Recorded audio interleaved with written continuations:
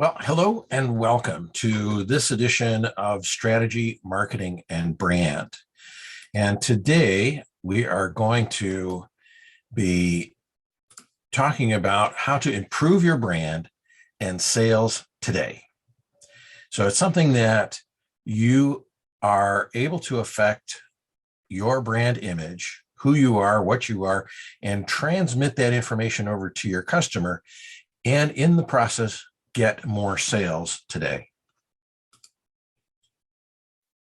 My name is Frank Spivak, and for more than 30 years, I've helped organizations enhance their image, engage their customers, and enrich their businesses. And I've been involved in a lot of different business operations, chief marketing officer, president, management team, writer, author, speaker, trainer, coach, consultant. I am a lifelong learner and believe in that strongly. And I'm also a motorcycle rider and trainer. I help others learn how to ride more proficiently with their motorcycles. So improving brand and improving sales. And I'm going to start off by talking about storytelling. And anytime we're involved with sales, we are telling some sort of story to that customer. And customers want to hear your story. They want to hear the personal side of who you are, what your company is. And they want to hear it in a compelling and a concise manner. They don't want you wandering all over the place. They want to hear what it is about you and your business that's going to work to help them. When you tell your story, you convey your ideals, your values, ethics, and more. And it's all part of the idea of telling that story in a manner that customers have an idea of what you stand for. And when you have a good story, it actually helps you make more sales and makes that sales process be easier on you and on the customer. So the first thing in storytelling about you and your customer, you and your company, is why did you start your company? And it's an important aspect to find out what your motivations are, because that informs the customer about you and your reasons for being in business. Did you inherit the business? And if so, from who? And why did they start it? And if it's a family member and they started it and it's been in your family for 2 generations or 3 generations, then the customer already understands that there is a longevity involved in who they are and what they stand for, and that they probably have good standing in the community. Did you start the company from scratch? Well, why did you start it? What made you start your company? Was it that you didn't like the way things were done at where you used to work, and that you have developed a way to deal with customers and products and services in a different manner that matches with who you are and what your values are? Did you buy out another company or start a franchise? And what were your reasons for that? Those, even though a franchise is out there and another company is out there, you can have your particular personal branding and ideals surrounding that company. That can be an important part of who you are and what you stand for. So the story is basically the hero's journey. It's an idea framed by Joseph Campbell many years ago, in that good stories have a journey. Where were you, both from a physically and a mental state, the trials that you went through, and now you are on the other side. And it's not just for fiction stories. We see this all the time in the movies and lots of books and graphic novels and things like that. Someone who may be a reluctant hero. Sometimes you see the anti-hero. You see them go from transforming who they were, what made them go through that transformation, and how they made it to the other side. So each of us has a hero's journey, and it influences who we are and how we think and operate. So, for example, my journey. My brother and I were raised by a single mom, but we were in a multi-generational home. So in that home, the values that were there were strong family values. Even though my mom was separated, she never divorced from my dad. They never divorced.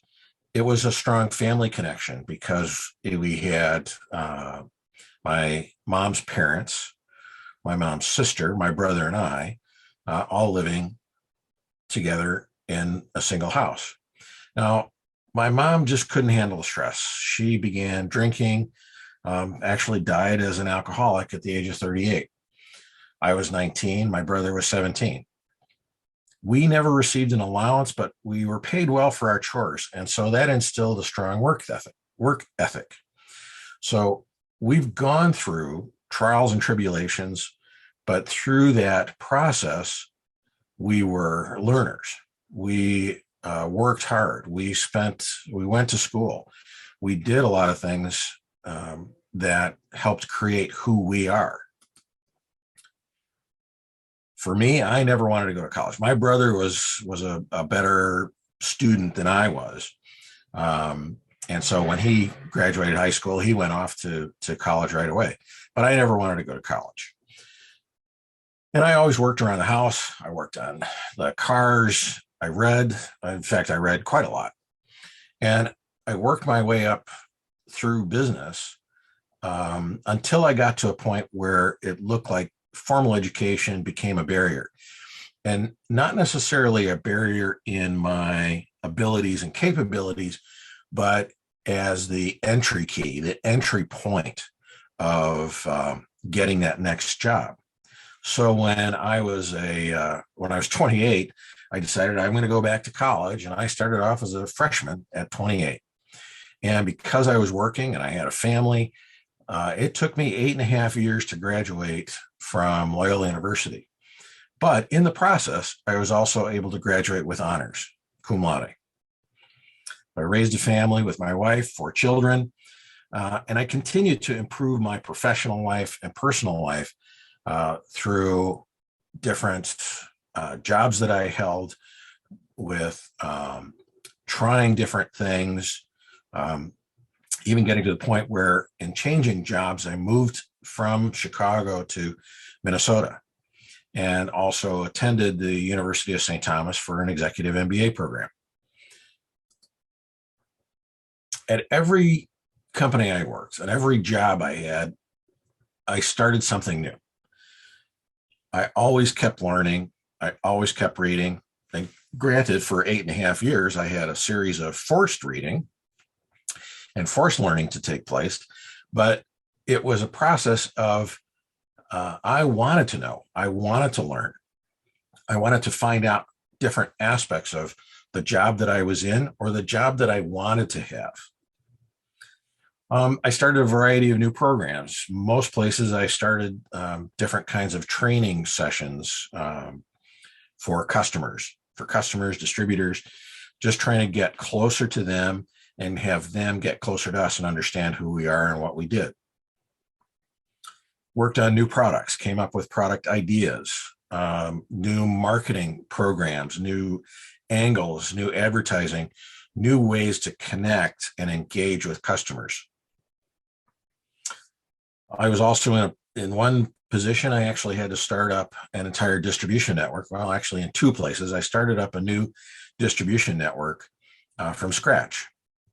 There was an awful lot of learning in that process and understanding the mindset of distribution business, how I could price our product, what kinds of discounts we needed to maintain for us to keep our margin, but also to give them enough margin for them to make a profit. And again, it was just a process of learning along the way. It was not something that I did purely in a vacuum. I learned from a lot of different people as well. I learned from um, one of my partner regional sales managers way back when on how to deal with customers and distributors. He was, the seasoned guy, and I was the young guy working underneath him. But we were equals, and we had an opportunity to try new things off of each other, as well as get new distributors and develop this program. And so now my company, what I'm doing as a coach and consultant, um, as a business strategist, I try to bring those kinds of experiences to others. So that's my journey. My journey started when I was in a family that was a little bit broken. Mother died as an alcoholic. Trying to get my brother and I through life. And create a new life of my own, as well as trying to figure out what it was I wanted to do in life. A lot of times we see kids getting out of high school and go to college and still not really understanding what they want to do. I was a believer in, let's try what it's like out in the real world and then figure out what I needed to know to make myself better. And that's why I went to college later on. So whether you're a company that you manufacture something, you provide something, or you're just doing a service, every company has a personal story. They do, if it's specifically a product, it does tend to blend over time. So whether the founder story was from 100 years ago or yesterday, there is some sort of founder story that takes place. So, for example, we can think of Ford and Edison and Tesla, and they're different kinds of founder stories. Granted, Ford was not the innovator of products, but the innovator of production. Edison, on the other hand, was an innovator of products and later farmed out the production side of things. And we don't think of Henry Ford in particular today for what he did, but his vision and what he wanted to accomplish in the automotive industry still exists with us today, whether and pretty much in any industry that actually manufactures something. Edison gets quoted, over and over again about knowing that there are 998 ways not to make a light bulb, because he was always experimenting, always trying to do something to move ahead. There's less talked about the Edison side of things on developing or the competition between him and Tesla and Westinghouse and things like that. There's less talked about that. But we talk about Edison in a very high profile manner, and thinking about Edison with what he did as an innovator. So there are very common elements of the founder's story. So, for example, where were you when you decided to start? Where were you physically, professionally, mentally, emotionally?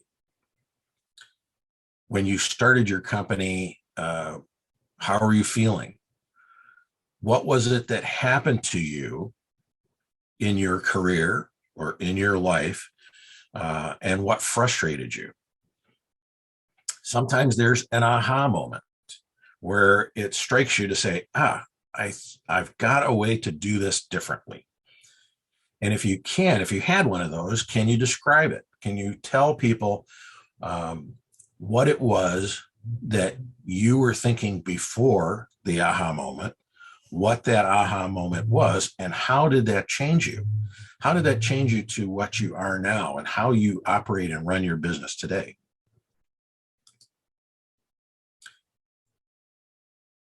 What did you do because of the change? And when it changes you from whether it's physically, mentally, or emotionally. What did you do because of that change? What are you like now after all of that happened?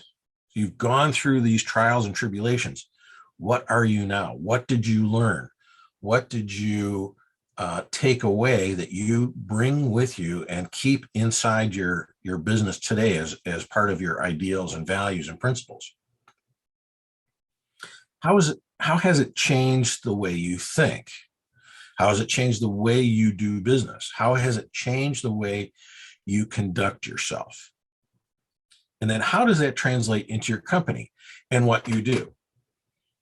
So I'm asking a lot of questions because I want you to think about the various elements that are there. And I want you to think about all the things that happened in your life. I do a lot of writing, and my writing comes from all the experiences that I had. And I try to tell people that lesson the way I learned it, whether it was in a meeting or with a customer or on the telephone with someone. I learned something that changed my mind about something and how I could be different, how the company could be different, things like that.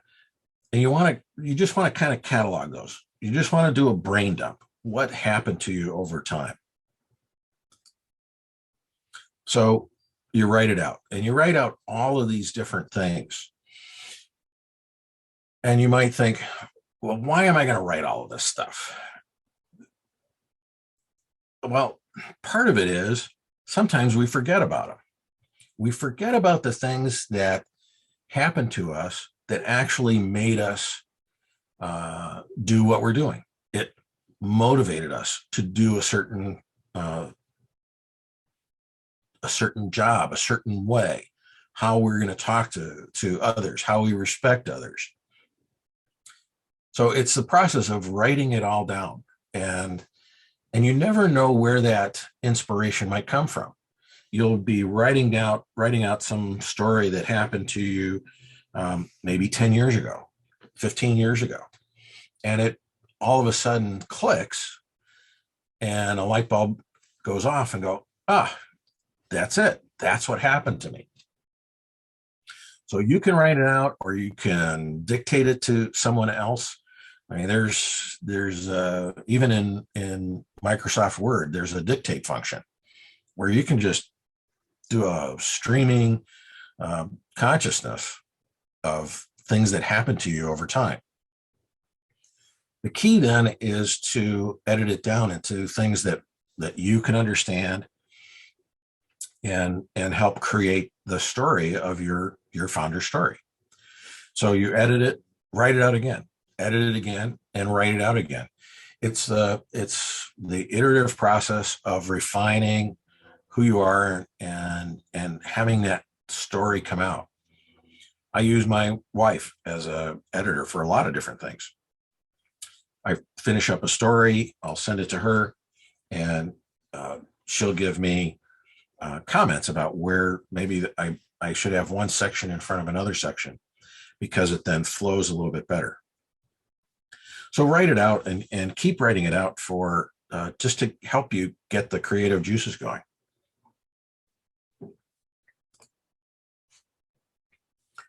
And as you go along this process, your goal is really to create both a long version and a short version. The long version is what is going to get to your about page. The short version is what you use when you're putting on a bit of a bio for an article that you might be writing, or a presentation that you're giving. And think about maybe some pictures that can help you with the visualization as well as your customers. You might have an idea of how a circuit might come together. Give a picture of electricity, a generalized picture of an electrical circuit to get people thinking about it. Pictures obviously are the kind of thing where, the picture is worth 1,000 words. And you want to show these versions and these stories to other people. Like I was saying, talking to, I show it to my wife, I show it to other people. I have an uncle who is he's a retired college professor who is he teaches people how to write stories. So I rely on him every once in a while to have him go through my stories and hear what he has to say. You know, have I conveyed a right message or image to the customer? So then now that you've got your long version, your short versions, you want to add those to your about page on your website. The about page is something that's it's necessary, but a lot of people they're not going to be reading it all the way through. So you're saying to yourself, well, you're just telling me to write this really long version and put it on my about page, but people aren't going to read it. But people who are interested will read it. People who are interested in you and your company will read that. People who are just glancing through and just trying to skim through things, yeah, they'll probably skip your about page, but chances are they will visit it at least and to see your headlines and your items right away about who you are and what you're about.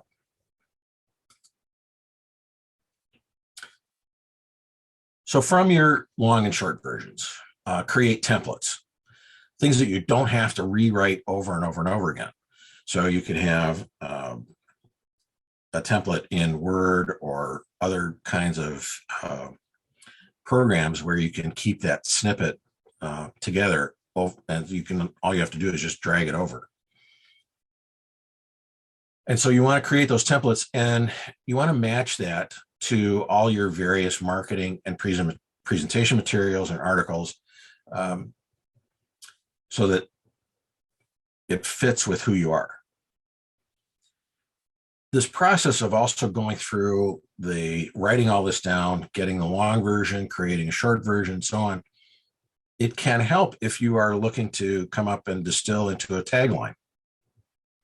Figuring out what your 30-second commercial is.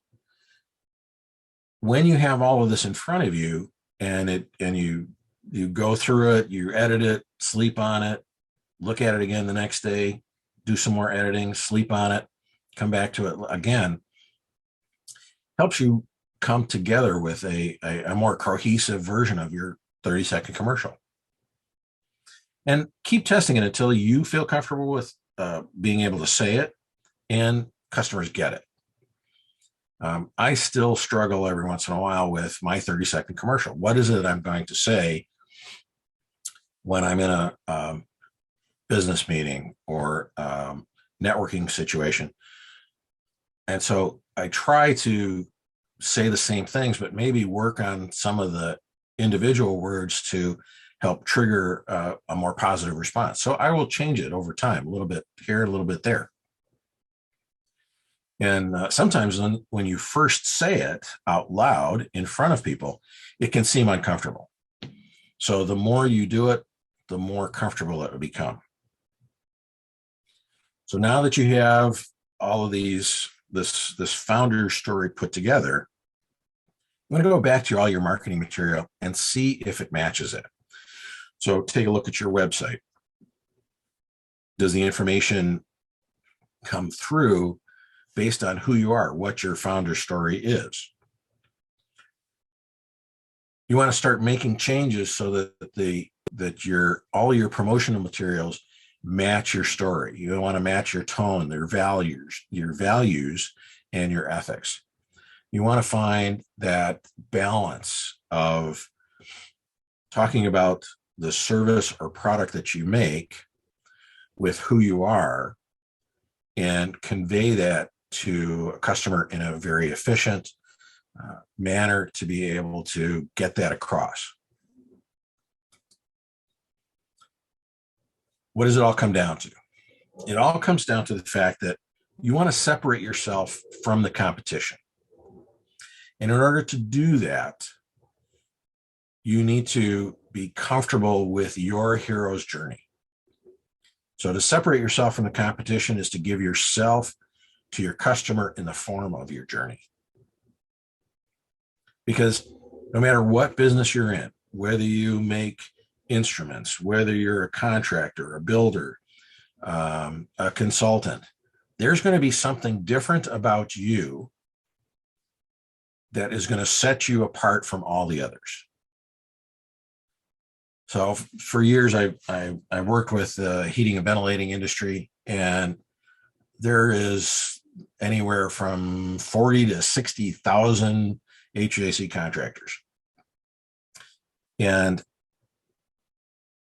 every one of them puts in air conditioning or heating systems. But what makes one stand out different from the others? And what stands out is that hero's journey, how you started the company. And it may be a company brand, but the personal story sets you apart in a crowded field.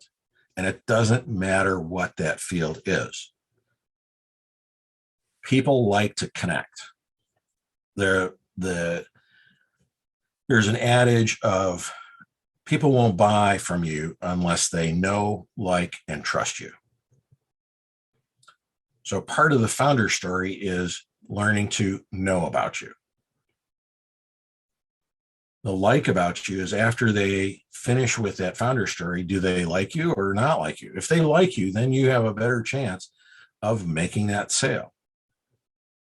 And once you have your know and like, and you mix in the aspect of testimonials or examples or samples or whatever it might be, then you start building that trust. When you're writing stories about what you've done, it helps build that trust, and people understand what it is that you're trying to do. But along that way is the personal story. What sets you apart in that crowded field? So I'm going to come to the summary here, the conclusion. Every company, whether a physical product or service, was started by someone. Doesn't matter who, someone, some physical individual actually started a business. And they had a reason for starting that business, and customers want to know that reason. And we use storytelling to convey why you started the company, as well as transmitting your values and your ethics. And every company story is different, and that's what makes you stand out from the crowd. People are drawn into that hero's journey. They want to cheer for the underdog. They want to give that person an opportunity to prove themselves.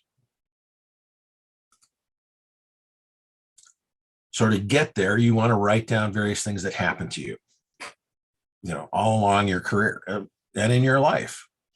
For example, my story, if it hadn't been the way it was for my family, my mother and my brother and I would have a different life story. It's the kind of thing where because my mother became an alcoholic at such an early age and died from it, it'd be easy to fall in that same sort of path. But I persevered, my brother persevered, and we made our lives better despite that situation. So you write everything down and you work on editing it. And you use your journey to create your about page, creating both long and short versions so that you can use them for your website, for articles, for presentation materials. If you have to go to an industry group and make a presentation, you want to give a little bit of a background on who you are. And so they want to hear that hero's journey a little bit. And your shortest version of your journey is your company your company tagline, or your 30-second commercial. So that's this process of this one element of brand becomes an important element in your success if you want to change things. If things have been going along and you want to keep them just churning about the way they are, that's fine. If you're looking to make improvements and make changes, then take a look at at what you're telling people about who you are, how you got to be where you are, and then use that as a way to further differentiate you from a crowded field. And quite honestly, every business is a crowded field now. And so people want to understand that and hear your story, so that they can learn to know, like, and trust you. So that's my presentation for this part. And if I want to thank you for attending, and open to questions if there are any, and see how I might be able to answer them. And just unmute yourself, and we can talk about something that's of interest to you. Otherwise, that's the end of the presentation, and look forward to seeing you again soon.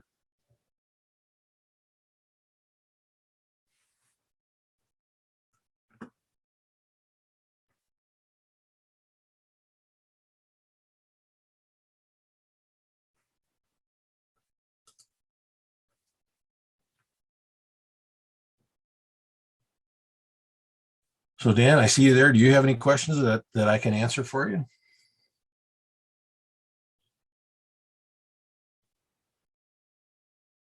See, sorry, still working on working through this Zoom program. Sure. I've had any Zoom meetings or anything. I'm sorry, I was on mute. I'm babysitting my child. I'm home sick today, so. Oh, okay. Some squealing coming from the background.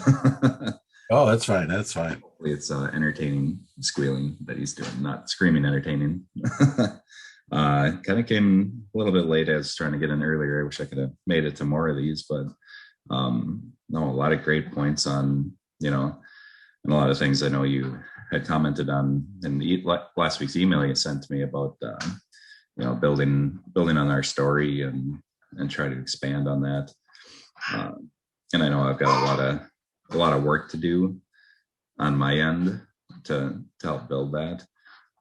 We've got some started, but really how to tie that into our marketing more is really where I maybe struggle, because everybody else is within our HVAC industry is, of course, you have the wholesome pictures of families being together around a warm fire, and right. Like, how do you separate like an individual story into, how do you convey that through marketing?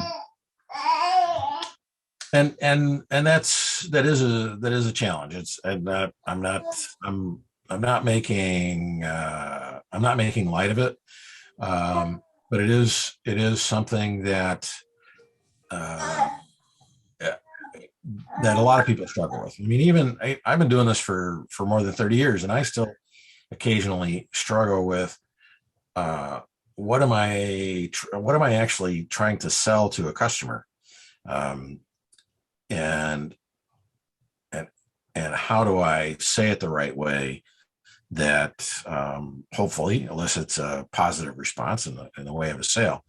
So I understand that completely, and maybe it's worthwhile to as you write some of these things down and understand it. There are some branding people. I'm not trying to pitch myself for this, but there are some branding people and some even just getting marketing interns that can help you put some of that stuff together for the website.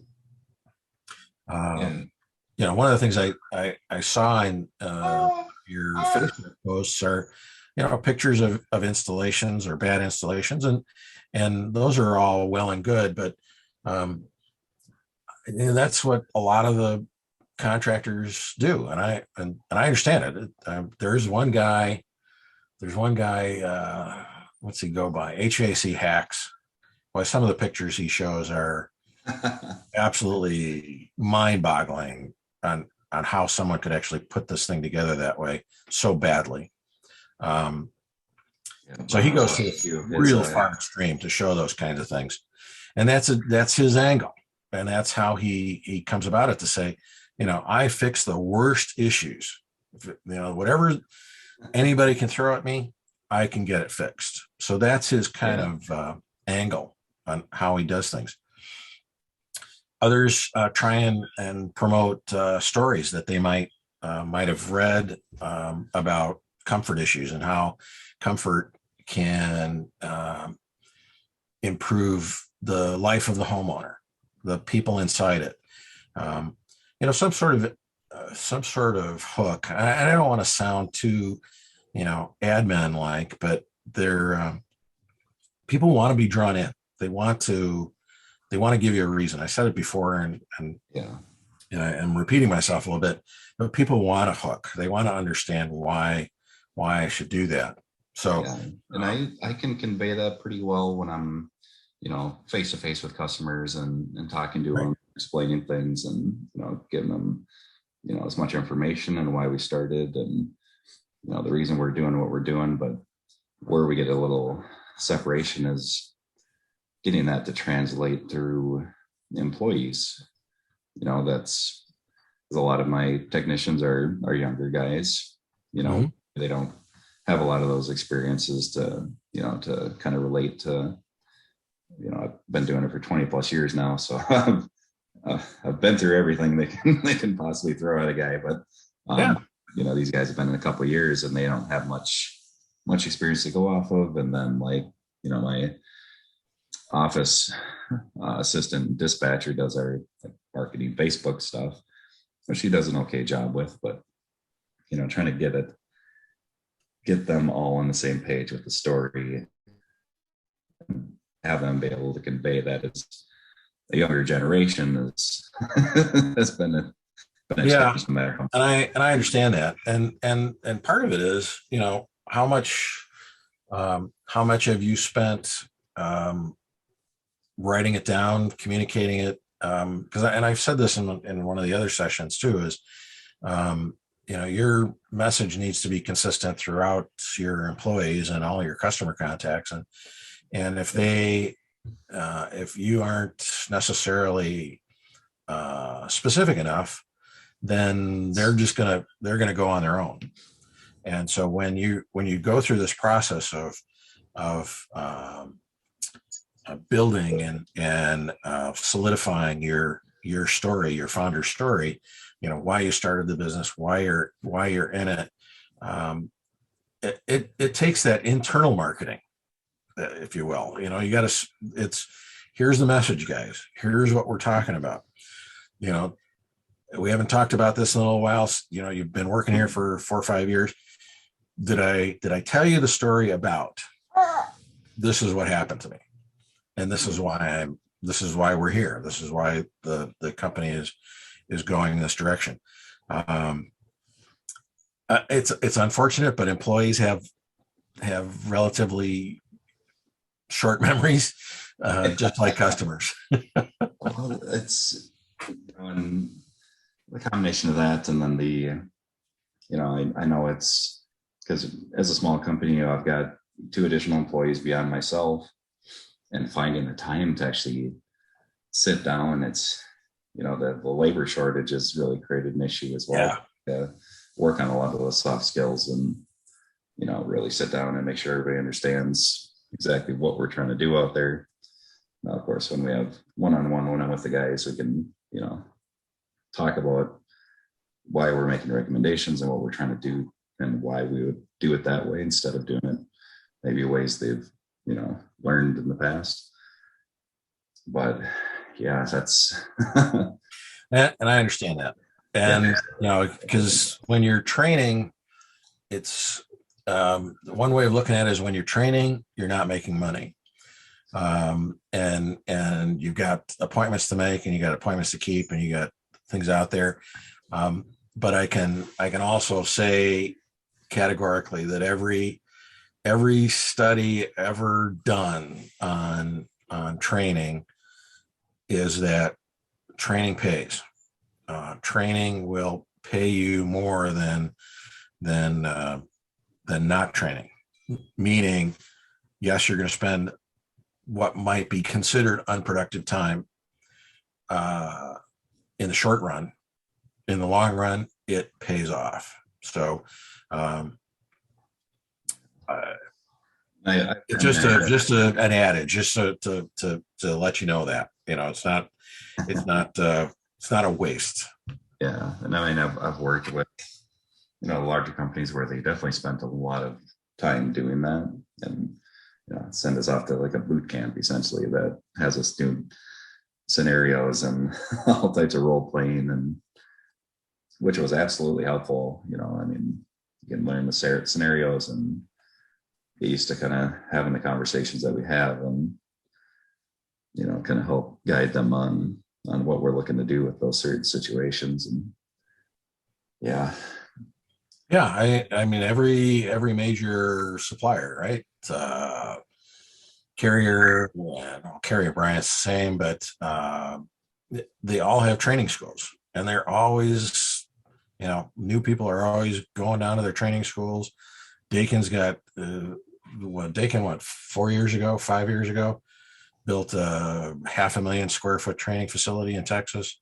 There it's important. It's important work, and you got to take time out of the office to go to these places. And so it's the kind of thing where, even just a lunch hour, it's like, okay, wherever your appointment is, we're going to take a lunch hour together and try and make something happen, or just morning coffee. Sometimes that's especially you're once the day goes, you have no idea where you're going to where you may end up during the day. It's pretty hectic right now. So Yeah, at least the weather's kind of mild, so you should be able to yeah, keep up. It's when it spikes, it's yeah, and that's where it gets a little out of hand. And yeah. and then just where to start with that type of training. I'm really good at the technical side, which is good, but yeah, teaching those soft skills is the challenge. Right, right. Again, how do you start to teach those young guys about building, like you said, getting people to like, know, and trust you? Like your three pillars right there that you need to build off of. And they're good at it, but it's Yeah, it's always a struggle. it's gonna take time to get them fully there. But that's really what we want to be about as a company, is just having that trust and having people like you and know that we're going to do a good job. And then yeah, I mean, the people I hire, I always try to make sure you hire that type of personality as well. But then then the flip side of getting it to people that don't know us to understand that that's what we're about. And Yeah, that's there's more studies, certainly more recently, more studies showing that people who fit but have less one-to-one technical ability, but if they fit better, they'll be better employees. You can always train the other stuff. It's yeah, that fit that's the hardest thing to match up. yeah, no, absolutely. I mean, I think we've got a good crew, and we do. I know in your email we do have an about page on the website. There, it's hidden in there. Yeah, I saw that.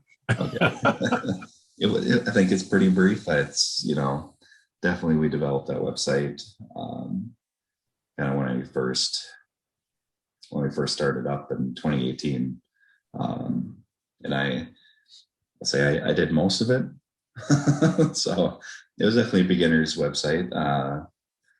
But like you said, there's probably a lot of room for improvement on, like Yeah, and it's improving our bio and yep. Those things are really valuable, and I've it, it's amazing. Even if you have somebody shoot a commercial of you talking and say, hey Dan, what does it mean to be a good contractor? And you just talk for a few minutes and you put that on their website. That's gold. So you may have to say it a few times just to go through it and think about what you want to say. But even those kinds of things are super valuable to potential customers. I mean, and I understand some customers are like, this is dead. I need it fixed tomorrow. You got a good price. I'm doing it. But sometimes it's when you're trying to find that long-term customer that you're going to build a relationship with. They want to see that the who you are, that they're building that relationship with.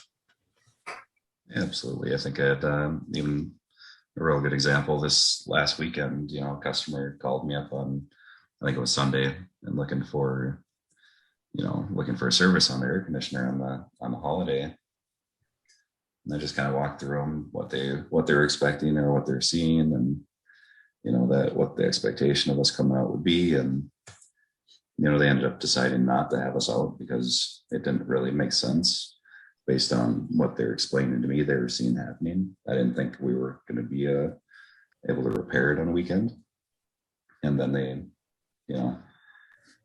they already had somebody else scheduled to come out. They canceled that person, decided to wait for us to come out on yesterday, and we ended up doing the repair for them. And just because we took the extra time to try to explain and help as much as possible before just trying to get money out of them, just trying to build that trust. Oh, man. Yeah, exactly. I've had even just in my own home, I've had the guys come up and give me a price on the back of their business card. It's like, really? That's I'm not sure I understand what's going on here. And then you've got others that they've got the whole work form. Let's check this out, and they go through it. Even just that process of doing a thorough inspection before you even start working.